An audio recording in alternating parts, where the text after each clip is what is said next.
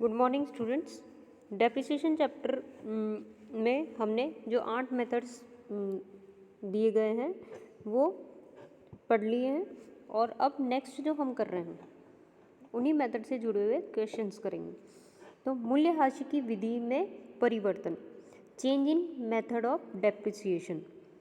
मूल्यह्रास की विधि में परिवर्तन मतलब कोई कंपनी या फर्म, ठीक है, एक डेप्रिसिएशन की एक मेथड से उसका डेप्रिसिएशन कर रहा है एसेट्स पे, और फिर इन बिटवीन या फिर एट द एंड कभी भी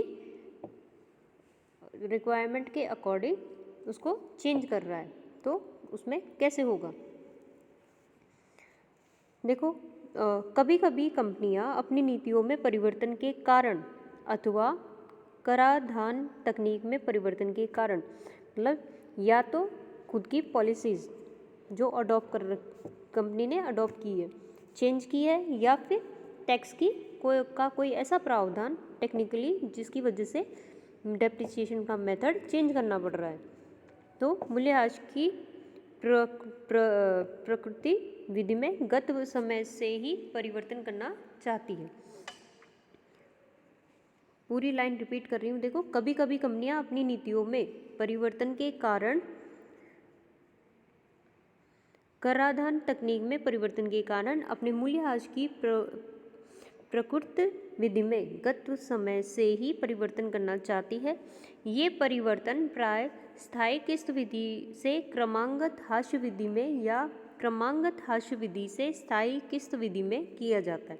तो नॉर्मल जो ये दो मेथड ज़्यादा एप्लीकेबल होते हैं और इसी में चेंज भी होता है कि स्ट्रेट लाइन से आपने WDV कर लिया या WDV मेथड अपना रखा था और उसको आप स्ट्रेट लाइन से डेप्रिसिएशन चालू कर दिया।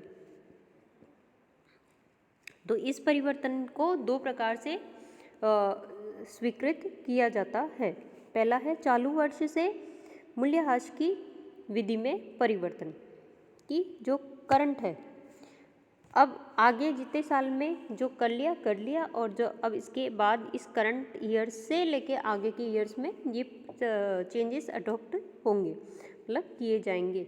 और दूसरा तरीका है कि गत वर्ष की निर्दिष्ट तिथि से मूल्यह्रास की विधि में परिवर्तन, या फिर पिछले सालों से ही हम उसको एप्लीकेबल कर दें। जो पिछले सालों में हम डेप्रिसिएशन ऑलरेडी दे चुके हैं उसको रिकैलकुलेट करके उसमें जो भी प्लस माइनस करना है वो उसकी एंट्रियाँ करेंगे, पोस्टिंग करेंगे उनकी।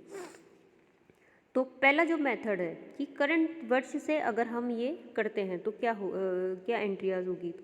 तो चालू वर्ष में मूल्यह्रास की विधि में परिवर्तन, change in method of depreciation from the current year. इस विधि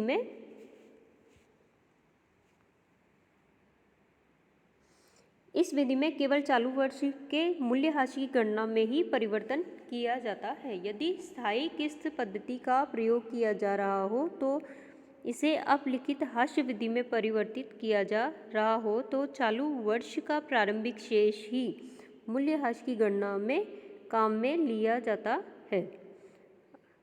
किंतु यदि अपलिखित मूल्यह्रास विधि को स्थायी किस्त विधि में परिवर्तित किया जा रहा हो तो संपत्ति की लागत को ही मूल्यह्रास की गणना का आधार माना जाता है।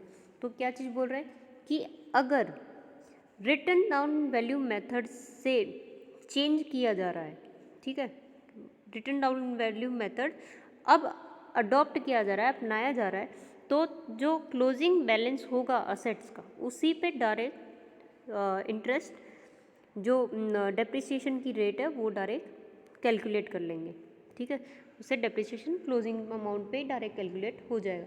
लेकिन अगर रिटन डाउन वैल्यू मेथड से हम पहले से कर रहे हैं और अब स्ट्रेट लाइन मेथड अपनाना है, तो स्ट्रेट लाइन मेथड के लिए रिक्वायरमेंट ये है कि ओरिजिनल कॉस्ट वैल्यू पता होनी चाहिए। तो ओरिजिनल कॉस्ट वैल्यू से ही डेप्रिसिएशन की कैलकुलेशन करना स्टार्ट करेंगे।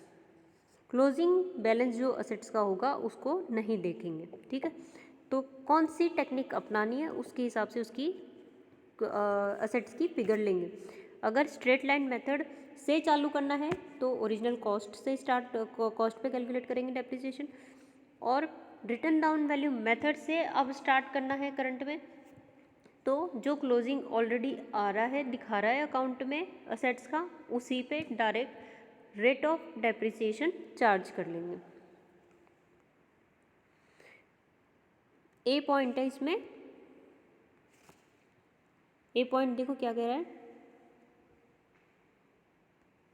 स्थायी किस्त विधि से अपलिखित मूल्य विधि में चालू वर्ष से परिवर्तन, change from straight line method to WDV in current year. तो SLM तो स्ट्रेट लाइन मेथड का शॉर्ट फॉर्म है और WDV रिटन डाउन वैल्यू का शॉर्ट फॉर्म है। जिनको नहीं पता है वो एक बार कहीं अपने नोटबुक में ज़रूर नोट कर ले ताकि आप कंफ्यूज नहीं होंगे। उदाहरण 19, तो विनोद लिमिटेड ने 1 अप्रैल 2004 को एक मशीन का क्रय 1,86,000 रुपये में किया। तो मशीन का क्रय हुआ है 1,86,000, वो भी 1 अप्रैल 2004 को, जिसकी स्थापना पर 14,000 रुपये का व्यय किया। तो 14,000 का हमने उस पर एक्सपेंस किया हुआ है इंस्टॉलेशन पे, ठीक है। तो टोटल ये 2 लाख का हो गया, 1,86,000 का तो असेट्स मशीन हो गई, प्लस उस पर 14,000 का व्यय हो गया, मतलब टोटल 2 लाख का हमने असेट्स खरीद लिया, मशीन खरीदी यहाँ पे। अतिरिक्त मशीन का क्रय, एक अतिरिक्त मशीन का क्रय 1 अक्टूबर 2004 को 1 लाख रुपए मूल्य पर किया गया। अब एक और मशीन खरीद रहे हैं, वो अक्टूबर में, 1 अप्रैल में खरीद ली और 1 अक्टूबर में खरीदी है, तो वो 1 लाख रुपए की है। तो 2 लाख की पहले खरीद ली है, फिर 1 लाख की खरीद ली है।